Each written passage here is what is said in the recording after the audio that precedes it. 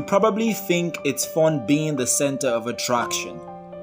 But there is more to life than just getting all this attention. I once heard that the boundaries of success had no margin. But here I am, a young boy with bigger dreams than you can ever imagine. I once thought I lost hopes of achieving these dreams when I lost daddy at age 2. Many others said mom wouldn't be able to send me through school. But Grace smiled back. Staying in my comfort zone as a kid seemed very cool. But in the hands of the master creator, I wanted to be a vital tool. So I decided to adhere to the heavenly rule. I gave myself wholly to study, took up a pen in a corner of my room. I was writing and writing. Mom thought I was upset, friends thought I was depressed. But you want to know the truth? When I found Jesus, I was obsessed. But the weight of preaching the gospel had me oppressed.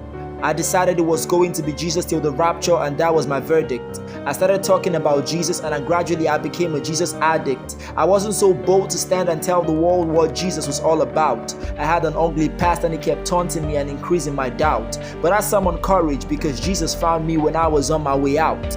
If Solomon, with numerous wives and concubines, could be the wisest, if Joseph, a dreamer, could be a fulfiller, if David, the adulterer, could be the very man after God's own heart, and Mary Magdalene, a prostitute who was the perfect substitute for a place in the body of Christ, Moses, a man of anger, yet he was chosen to lead God's people.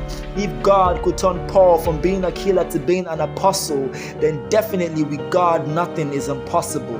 There is no excuse for not spreading this gospel. And yes, you might get condemned by some people, but there's a bigger joy plugging a lot of people to the body under the steeple. If only the world would accept his lordship and believe, there'll be a relief. A lot of people have been deceived. They need to be enlightened. His body was broken for you, for me, for everybody. His blood was spilled for us. I mean all of us. Those whips, those yellings. I can't help but cry whenever I recollect how much he suffered on the cross. And I'm going to worship that man who paid my death sentence.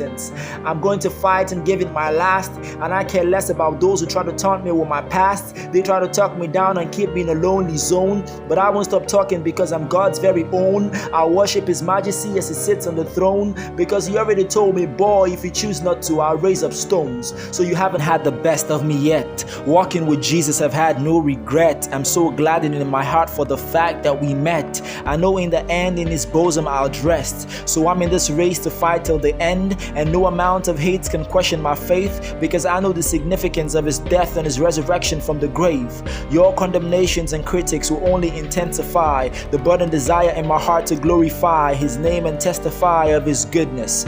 I am still working out my salvation in trembling and fear. In the job of reaching out to souls, I'd never despair, because God chose me. I am his soldier, I am his seed, I am me, I am E. Inspire.